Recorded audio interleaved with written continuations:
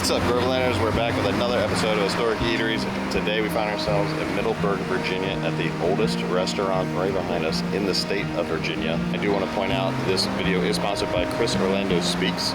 If you have a business and need any voiceover service, see Chris at chrisorlandospeaks.com. He's an excellent speaker, and you're going to hear his voice in this video in the historical portion coming up.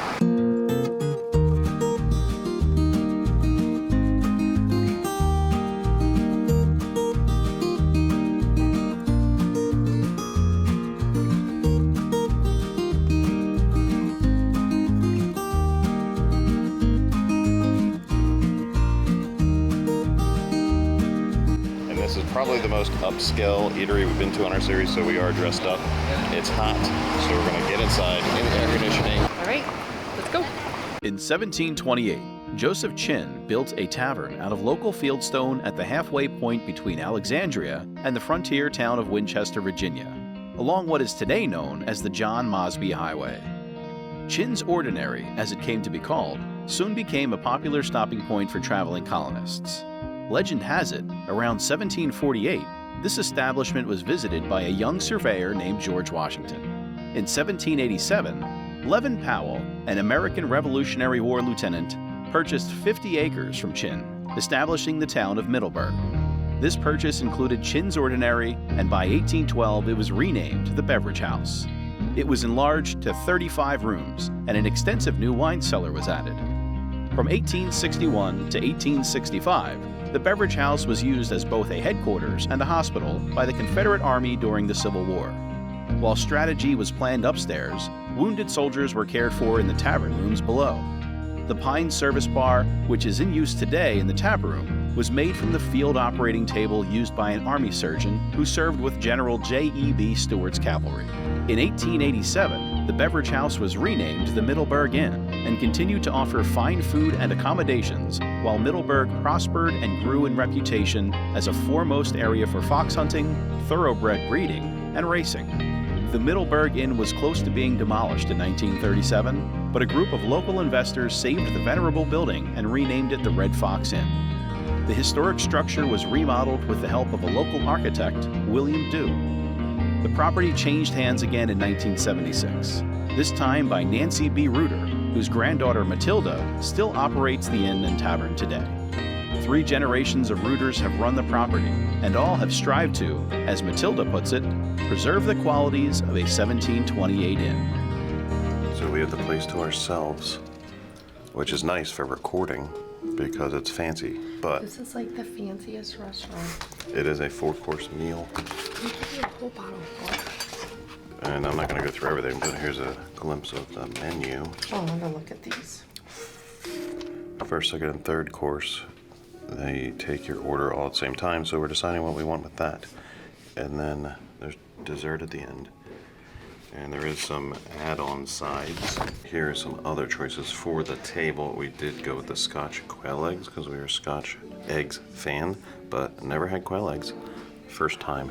So that is a foxtail special. Yes, spicy Spicy mare. mare. It's jalapeno infused Cabo Wabo tequila, hibiscus honey syrup, and lime. Now, when you first drink it, you're like, wow, I'm punched in the face. With spice, like hot spicy. But then it goes away. But then if you continue to drink it fast, You're just reinforcing it. it's hot. My tongue's on fire. Tongue's on Just fire. your tongue, or is it affecting your throat and stuff? Ah. All right, quail eggs. Oh. Scotch quail eggs have shown up. I don't remember what that dip is, but we're gonna find out. So these are a bit spicy. Holy. They taste really good, but you're getting hit from both sides with spice. Unexpected, but they are super flavorful. There's the lime meatballs. That's feta. All kinds of goodness. The mint yogurt on the bottom. And I got the shrimp and grits. It smells amazing. What'd you think of the meatballs? Oh my gosh, they look delicious. I love lamb. Yeah. Lamb is just such a unique flavor, and it had this really, really, really light, what would be tzatziki sauce. It's like a mint yogurt, yeah. cucumber, obviously. Very good. The shrimp and grits was, I like that better than your meatballs. Yeah, so I love They the were meatballs. sweet and savory. But the shrimp and grits, hands down, won that round. Yeah, perfectly cooked grits, down. caramelized onion, whatever seasoning they put on that Bacon shrimp. jam. That is the grilled watermelon salad. What is the dressing? Is there a dressing? What is the green stuff in the bottom? The watermelon itself is quickly charred, very quickly. And then this is the chilled cucumber yogurt soup. And there was something in the bottom that they brought in a separate container, this green stuff, and poured it over top. And I'm not sure what that was. I didn't have quite a chance to see, but we're gonna dig in. So our server just brought out this, and I don't know if they give this to everyone, but we're kind of taking our time for the next course because somebody's full. So full. And I didn't even eat those. I just Jacqueline tasted. Kennedy Onassis did stay here, so she left a note, and they have a copy of it. And the history, which is where I actually got most of the information that Chris Orlando will be reading, if he didn't already. And check this out. It's really They cool bring you knife. switchblades. Okay. It's a steak knife that looks like a switchblade They like with a little thumb rest. they take your like it. silverware Yeah, between each course, and they give you new ones. take your silverware for what you're going to need for your next course. And then they give you all new ones. I'm like, I can reuse that, but it's okay. They wanted to take it. So let's talk about our next course. It was the grilled watermelon salad. Oh, yes. And, okay, so the chilled cucumber yogurt soup was cucumber, onion, and mint relish, creme fraiche, and roasted garlic. That was, Crostini. I thought it was yogurt, but it was a creme fraiche that made it a little creamier. I didn't taste mint, which I'm glad I didn't. So I just took a tiny little bite of it, and it was not for me. It had a dill flavor, so it was like It had a not okay cucumber dill. I thought it was okay. flavor. Not for me.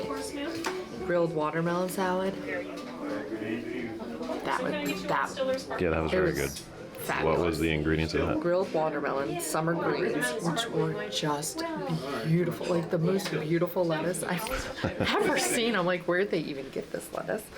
Shade fennel, pickled grapes, which they were pickled in like vinegar. I tasted. I was wondering vinegar. because I put one in my mouth and it, like burst in flavor, and I'm Yeah. like, what kind of grape is this? Soft. Oh, it was farmer's cheese. It tasted like a goat's cheese. Oh my god, it was so good. Toasted pistachios, which, Yep. oh, and then this minted. It was like a minted pistachio dressing. It was like I will crave that salad again. That was fantastic, Yes, very good. hands down. So I think the salad won that course too. Yes. So far, shrimp and The grits shrimp and grits. and grilled watermelon salad. Yes. All right, main course is up. This is the braised This rabbit smells with some kind of mashed potatoes under there, and you got the sea scallops. with asparagus, pea risotto, pork belly. Yum yum. I'm not sure what's on. Some kind of herb. Yes, everything smells delicious. Chocolate date trifle, so it's got chocolate pudding. It had a date pudding. It has Groot. Yep, Groot. Dark chocolate crumble, hazelnut toffee, Oh yeah, I remember hazelnut coffee. which is funny because, What did I get? well, you got what I wanted to The get. lemon. You got, but I wanted the lemon because I love But I lemon. didn't know this was going to be a pudding But also. it's got Earl Grey. Yes, it's a lemon pudding, a mousse. Oh. Yours is a Well, lemon but mousse. the lemon, they say the lemon is prominent. Yeah, I was thrown I'm off by the interested. Earl Grey. Yeah, I'm interested to taste an Earl Grey flavor because I've only ever had the tea. So we have to end our Historic Eateries episode 6 video at the Red Fox Inn. It's literally been over a month. So hopefully you remember what we ate. Because I get to edit the video, so I'm refreshed constantly on what the content is. I think I got scallops. Yes. Caramelized sea scallops was They the were name. delicious. I remember that. And I remember thinking, wow, it's a shame we had to throw this away because you're not going anywhere with the refrigerator. Yeah, we went to Curios right after. So we Got could my not shirt on. save. We could not save any of the food, which kind of stinks because of how much it costs too. When he told me, I was like, Yeah, the scallops. One thing I remembered was Oh you realize how overcooked other people cook scallops. those scallops melted in your mouth. They were kind of translucent. And I know watching like cooking videos, you're supposed to cook them kind of translucent, but nobody ever does. They're always solid white. These, I guess because the texture, you're afraid it's going to be raw or undercooked. So no one cooks them that way. But with what we're spending at this restaurant, you know they're cooking them properly. Your best chance is they're cooked properly. They melt in your mouth. Oh my gosh. The risotto, it was asparagus and pea risotto, I think. It's so good. I had the braised rabbit, garlic and herb That braised. was delicious. Yeah, that was the first time I've had rabbit. Me I shouldn't say too. that. I've had ground rabbit. I've had rabbit like burgers when I was young, but not since. But it's perfectly seasoned, fall off the bone. It was like steaming hot. I never thought I'd like to eat rabbit, It was but good. it was, I'm so glad he got it because it was delicious. I Yes. can't even imagine what the lamb tasted like Yeah. because I was going to get the lamb, but it's just like I chose the lighter of two options because we had Yeah. been eating Well, a lot. that's why we got the lamb meatballs. So we had some lamb. My salad, oh my gosh, that was like Do you still think about it? Yes. That was so good. Is that the love- only thing you think about occasionally from the meal? That was so good. Everything was perfect. It was a perfect salad. There's nothing I would have changed about it. Dessert. That was good. So yours was the date trifle. Chocolate? With chocolate. Chocolate and date trifle? It I wasn't forget what it's called. It's in the video. overly chocolatey, but I mean, you skipped around the chocolate and then I ate that. I ate every other layer, and it was delicious. The other layers, the chocolate. Chocolate was good. I liked it.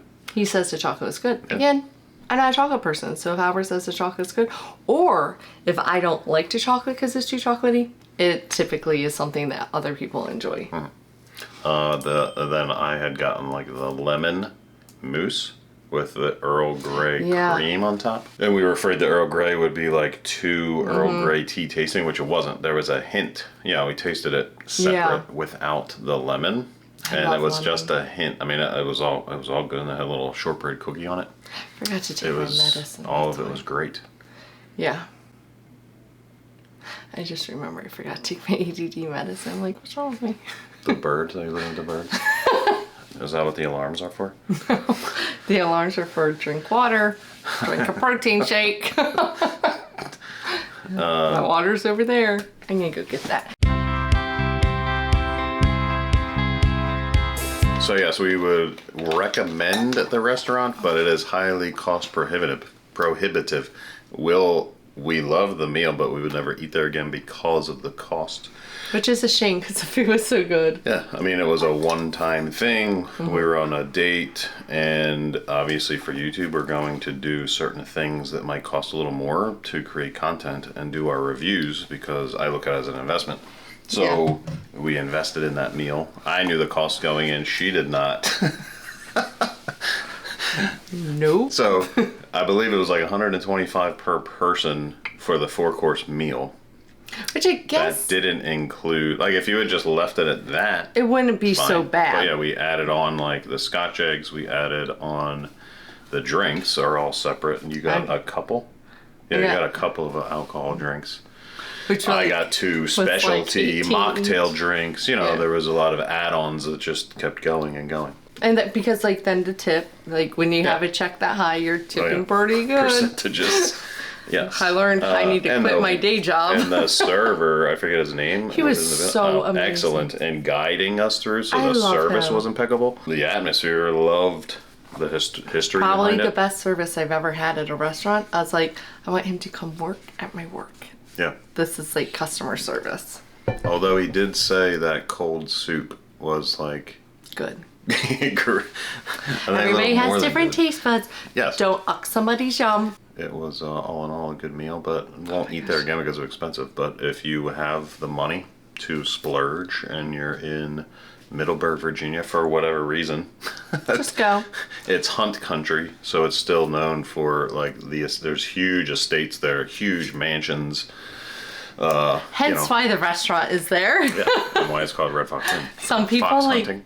I was curious, like watching people come in and they're like, oh, do you have a seat available? I'm like, oh, so people just like do this. That's Yeah. the normal. Walk-in. I don't think we'll be back to that area again. We went because we were going to a show. And I'll link that video down below because that one already came out. Red Fox Inn. Go, if you had the money. If you have the money. A big asterisk.